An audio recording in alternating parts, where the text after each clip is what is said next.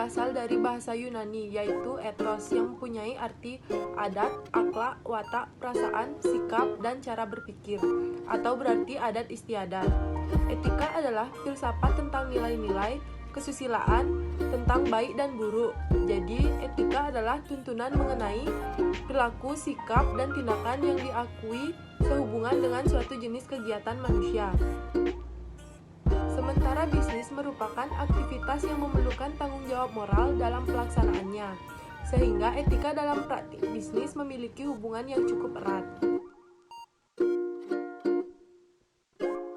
Definisi etika bisnis menurut Hill dan Jones menyatakan bahwa etika bisnis merupakan suatu ajaran untuk membedakan antara salah dan benar guna memberikan pembekalan kepada setiap pemimpin perusahaan ketika mempertimbangkan untuk mengambil keputusan strategis yang terkait dalam masalah moral yang kompleks.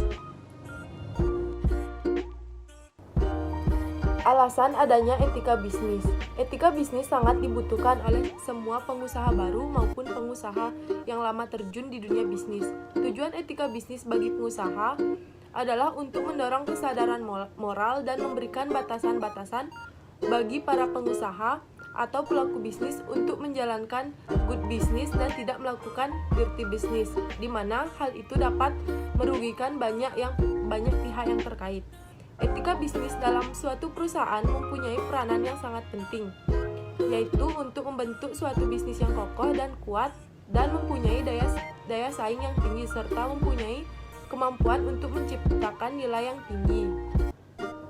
Agar etika bisnis dapat berjalan dengan lancar dan baik, Del Monte 2004 menganjurkan untuk memperhatikan beberapa hal sebagai berikut. Yang pertama yaitu pengendalian diri, artinya para pelaku bisnis mampu mengendalikan diri mereka masing-masing untuk tidak memperoleh apapun dari siapapun dan dalam bentuk apapun dengan jalan yang tidak benar. Yang kedua, pengembangan tanggung jawab social responsibility. Artinya, pelaku bisnis di sini diharapkan dapat meningkatkan rasa tanggung jawab terhadap sekitar, tidak dilihat dari aspek uang, melainkan dalam segala aspek. Yang ketiga, mempertahankan jati diri. Artinya, sebagai seorang pelaku bisnis, kita harus dapat mempertahankan jati diri kita dan tidak mudah terpengaruh oleh pesatnya perkembangan iptek, tetapi tidak juga menutup diri dari perkembangan iptek. Yang keempat, menciptakan persaingan yang sehat. Yang kelima, menerapkan konsep pembangunan berkelanjutan.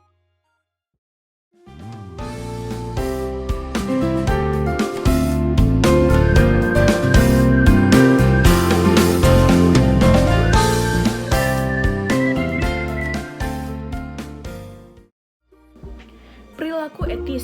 Atas dasar teori kebajikan atau value, 5 nilai yang penting bagi para pemimpin etis dalam berbisnis. Yang pertama adalah kebanggaan.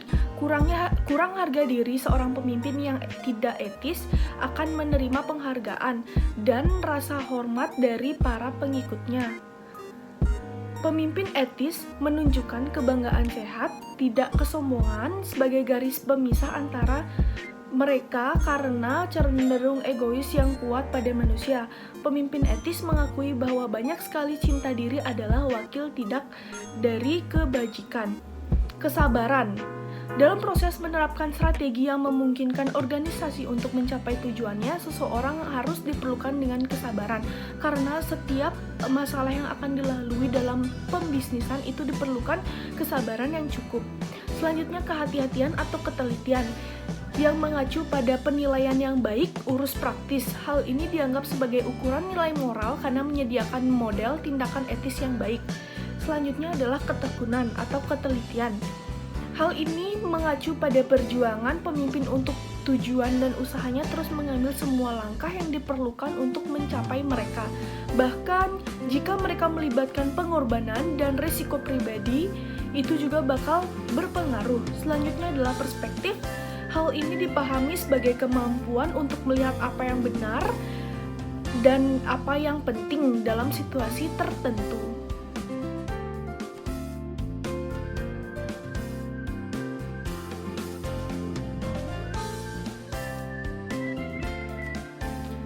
Selanjutnya adalah perilaku yang tidak etis dalam berbisnis.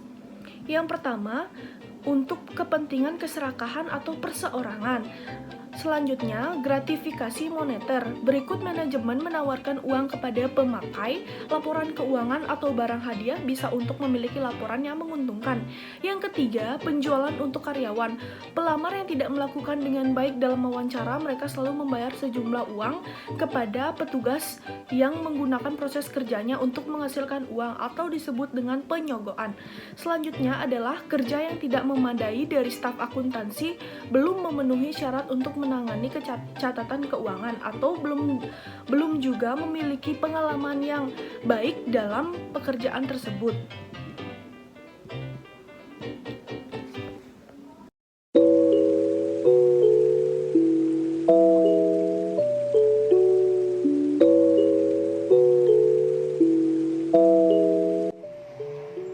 Tanggung jawab sosial dalam bisnis.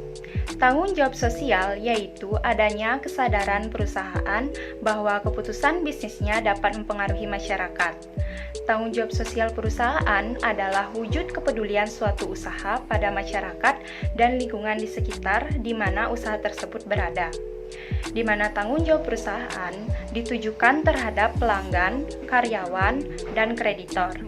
Adapun tanggung jawab sosial perusahaan yaitu 1. Tanggung jawab sosial terhadap konsumen, di mana tanggung jawab ini tidak hanya terbatas pada penyediaan barang dan jasa saja.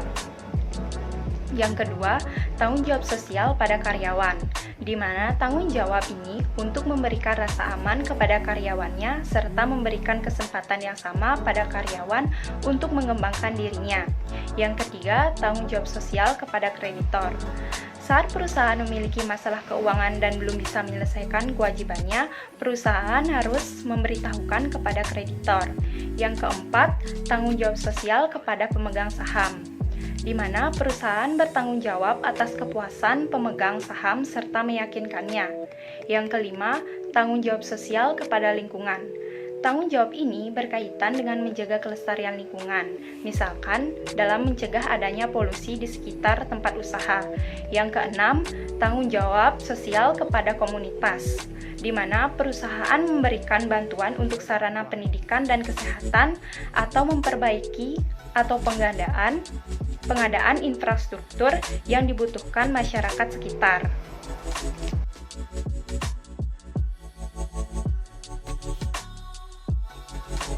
Alasan perlu melakukannya tanggung jawab sosial dalam bisnis.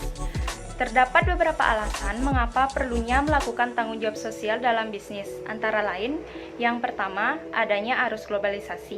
Yang kedua, konsumen dan investor sebagai publik primer yang membutuhkan gambaran mengenai tanggung jawab organisasi terhadap isu sosial dan lingkungannya.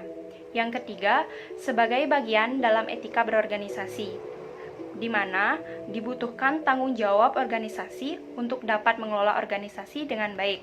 Yang keempat, masyarakat pada beberapa negara menganggap bahwa organisasi sudah memenuhi standar etika berorganisasi, di mana ketika organisasi tersebut peduli pada lingkungan dan masalah sosial.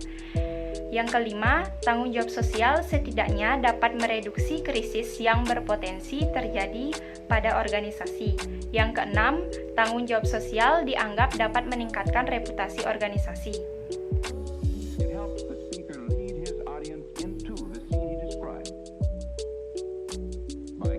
Contoh perusahaan yang melakukan tanggung jawab sosial. Berikut beberapa contoh perusahaan yang sudah melakukan tanggung jawab sosial. Yang pertama, Denon atau air mineral aqua. Yang kedua, PT Sinde Budi Sentosa atau larutan Capadak. Yang ketiga, Pertamina. Yang keempat, Google. Dan yang kelima, PT Unilever Indonesia.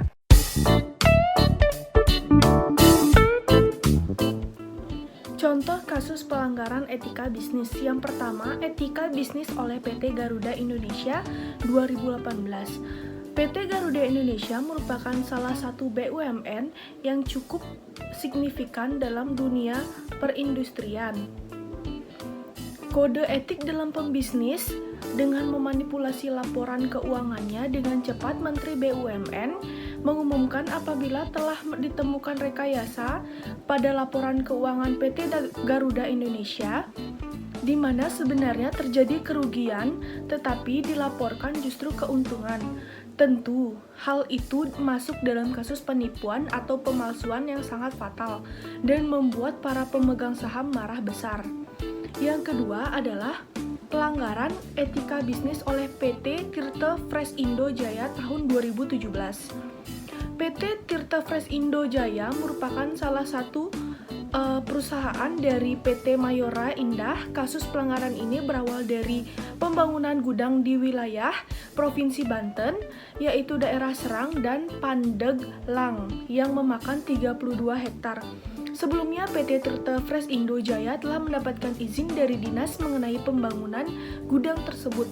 Namun berjalannya waktu, pabrik itu membuat minuman keras sehingga itu menyimpang dari kesepakatan sebelumnya. Di sisi lain, masyarakat juga setempat resah karena pabrik tersebut telah mengambil sumber-sumber mata air yang seharusnya digunakan untuk memenuhi kehidupan masyarakat.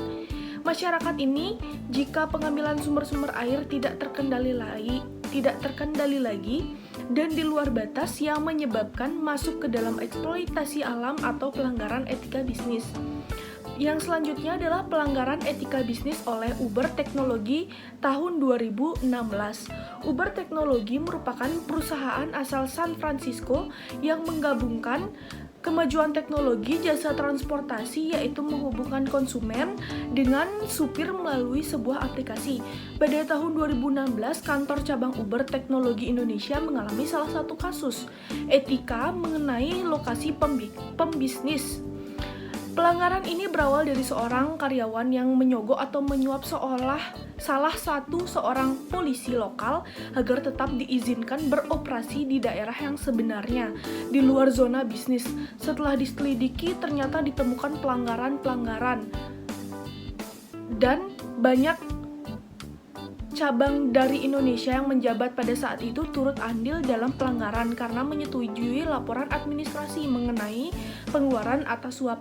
Sementara itu, pihak dari Uber sudah meminta maaf kepada Menteri Perhubungan Indonesia serta mengambil tindakan dengan memecat karyawan dan CEO tersebut sebagai sanksinya karena telah melakukan pelanggaran etika dalam berbisnis.